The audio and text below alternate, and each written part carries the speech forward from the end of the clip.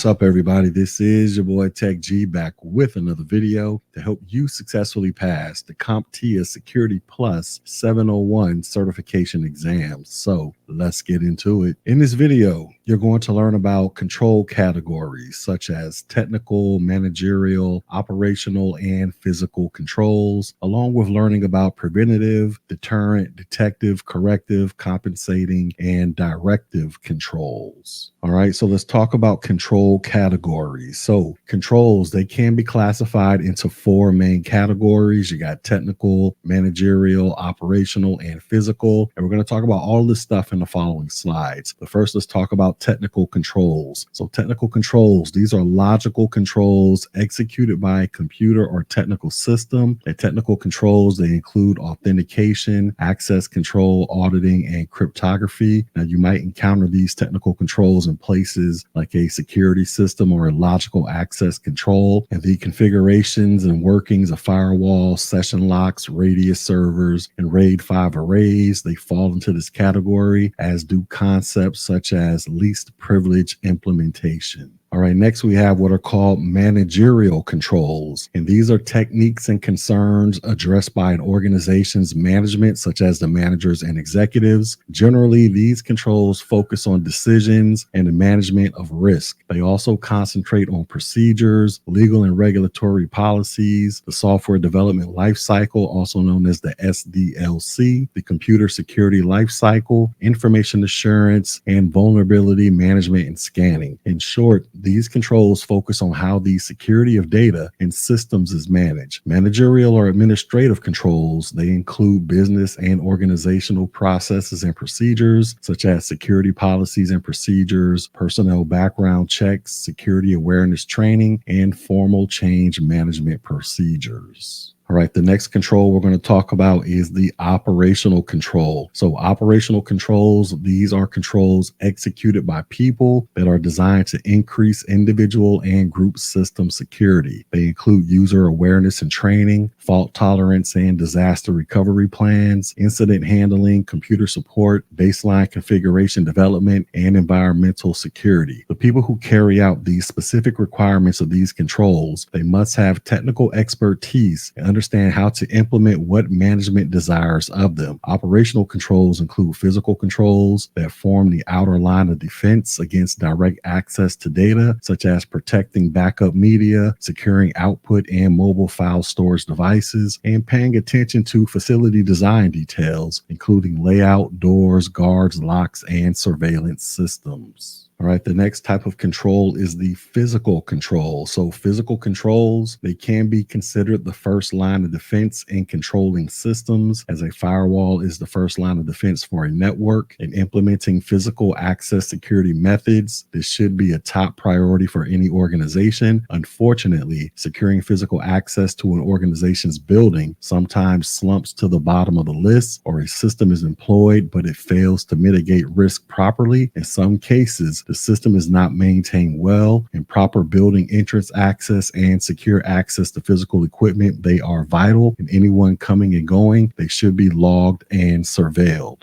And operational and physical controls include organizational culture and physical controls that form the outer line of defense against direct access to data, such as protecting backup media, securing output and mobile file storage devices, and paying attention to facility design details, including layouts, doors, guards, locks, and other surveillance systems. All right, so here is a quick comparison view of the different control categories. So once again, we have technical controls. So technical or logical controls, these are security controls that are put in place that are executed by technical systems. And technical controls, they include logical control access systems, security systems, encryption, and data classification solutions. Then we have managerial controls, and these are also known as administrative controls, and these include business and and organizational processes and procedures, such as security policies and procedures, personnel background checks, security awareness training, and formal change management procedures. Then we have operational controls, and these encompass a range of procedures and actions carried out by personnel to enhance the security of individual and group systems. And these controls include, but are not limited to, regular user training, implementation of fault tolerance measures, formulation of disaster recovery plans, and incident response coordination. And the personnel responsible for these tasks, they must have the necessary technical skills and align their actions with the strategic security goals that is set by management. And then we have physical controls. The physical controls, they are a category of security measures designed to prevent unauthorized physical access to an organization's facilities and resources. And they are a fundamental component of a layered defense strategy. And the key elements include controlling entry points to buildings, securing access to sensitive equipment, and maintaining detailed logs of individuals' movements within the premises, alongside surveillance to monitor and record activities. All right, next we're going to talk about control types. So this section is going to focus on control types, including preventative controls, deterrent controls, detective controls, corrective controls, compensating controls, and directive controls. So the first one is preventive controls. And these are employed before an event occurs, and they are designed to prevent incidents from occurring. So examples include biometric systems that are designed to keep unauthorized persons out. You have network intrusion prevention systems. They are there to prevent malicious activity. And you have RAID 1, which is to prevent a loss of data. And they are also sometimes referred to as a deterrent control. Preventative controls, they enforce security policy and are meant to prevent incidents from happening. And the only way to bypass a preventative control is to find a flaw in its implementation or logic. And these controls are usually not optional. And examples of preventative controls, they include access lists, passwords, and fences. And preventative controls, they include security awareness, separation of duties, access control, security policies, and intrusion prevention systems. All right, the next type of control we have is called a deterrent control. So an organization, they use deterrent controls to try to deter threat actors from executing offensive assaults on its environment. And the idea is that if potential threat actors see that this type of control is in place, they may decide to move on. An example of this type of control is an alarm system on a home. If a robber sees that the home clearly has an alarm system, they may decide to move on to the next house. Similarly, if threat actors on the internet identify that an organization they are targeting is using a specific type of technology that will make it more difficult for them to carry out their attack, they may move on as well. And deterrent controls, they are similar to preventative controls in the sense that the primary objective is to prevent an incident from occurring. But the rationale behind the deterrent control is to discourage attackers from proceeding just because of the fact that the control is in place. So for example, a system banner warning that an unauthorized attempt to log in will be monitored and punished is a type of deterrent control. In fact, it will probably discourage casual users from attempting to access the system. Deterrent controls are intended to discourage individuals from intentionally violating information security policies or procedures. And examples of deterrent controls, they include warnings indicating that the system is being monitored. All right, next we have what is called a detective control. So detective controls, they aim at monitoring and detecting unauthorized behaviors or hazards. These types of controls are generally used to alert to failures and other types of controls, such as preventative, deterrent, and compensating controls. And detective controls are very powerful while an attack is taking place. They are usually in post-mortem analysis to understand what has happened. Audit logs, intrusion detection systems, motion detection,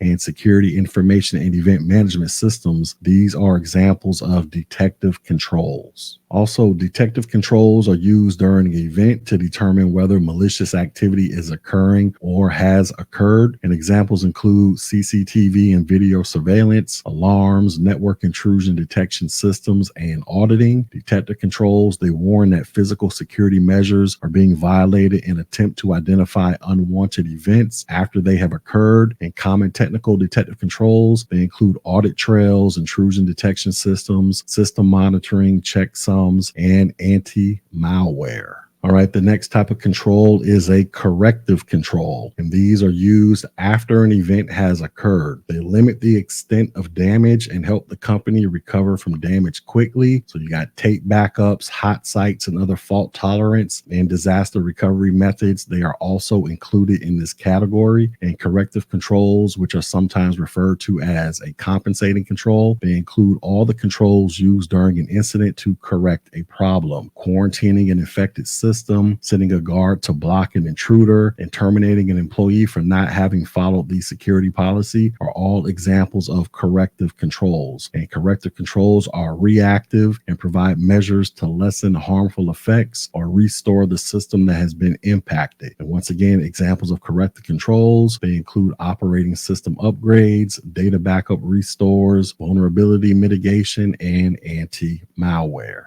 All right, the next type of control we have is called a compensating control, and this is also known as an alternative control. So compensating controls, these are mechanisms that are put in place to satisfy security requirements that are either impractical or too difficult to implement. So for example, instead of using expensive hardware-based encryption modules, an organization might opt to use network access control, data loss prevention, and other security methods. Or on the personnel side, instead of implementing separation of duties, an organization might opt to do additional logging and auditing. So you should approach compensating controls with great caution because they do not give the same level of security as their replaced counterparts. Now, of course, many security concepts can be placed in the category of physical as well as other categories listed in the following information. So, for example, a locking door, that could be an example of a physical control as well as a preventative control. And compensating controls, they are alternative controls that are intended to reduce the risk of an existing or potential control weakness. And they can include audit trails and transaction logs that someone in a higher position will review.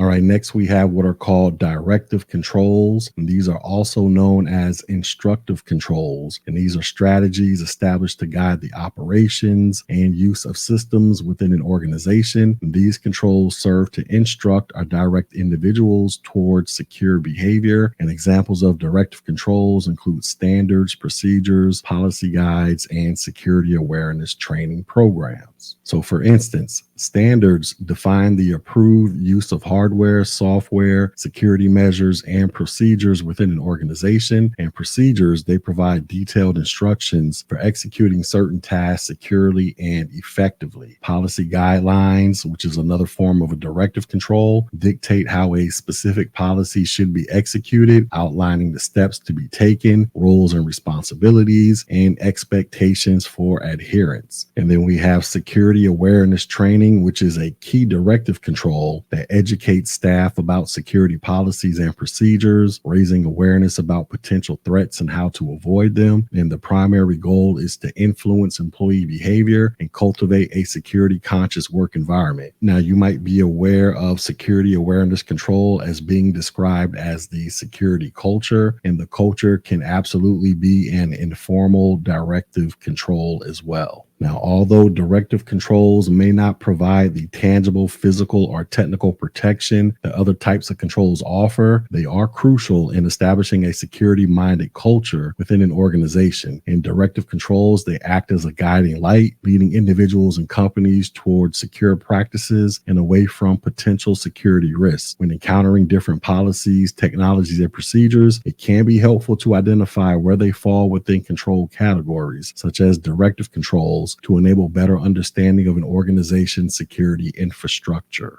All right, so here is a summary of the control types that we just talked about. So when you see technologies, policies, and procedures in the future, attempt to place them within their proper control category. Semantics will vary from one organization to the next, but as long as you can categorize security features in a general fashion, such as by using the control types, you should be able to define and understand just about any organization's security controls. So we got preventative controls, and these include security awareness, separation of duties, access control, security policies, and intrusion prevention systems. We have deterrent controls. These are included to discourage individuals from intentionally violating information, security policies, or procedures. And examples of deterrent controls include warnings indicating that systems are being monitored. We have detective controls. These warn that physical security measures are being violated. Detective controls attempt to identify unwanted events after they have occurred. And common technical detective controls include audit trails, intrusion detection systems, system monitoring, checksums, and anti-malware. Then we have corrective controls, and these are reactive and provide measures to lessen harmful effects or restore the system that's being impacted. And examples of corrective controls include operating system upgrades, data backup restores, vulnerability mitigation, and anti-malware. Then we have compensating controls. These are also known as alternative controls. They are intended to reduce the risk of an existing or potential control weakness, and they include audit trails and transaction logs that someone in a higher position may review. And then we have directive controls, and these are security controls that provide guidance and set expectations to influence behavior within an organization. And these controls, which can take the form of policies, procedures, or guidelines, they dictate what actions should be taken to ensure security, and they establish rules for how specific situations should be handled. All right, so that was my video where we talked about control categories such as technical, managerial, operational, and physical controls, along with talking about preventative, deterrent, detective, corrective, compensating, and directive controls.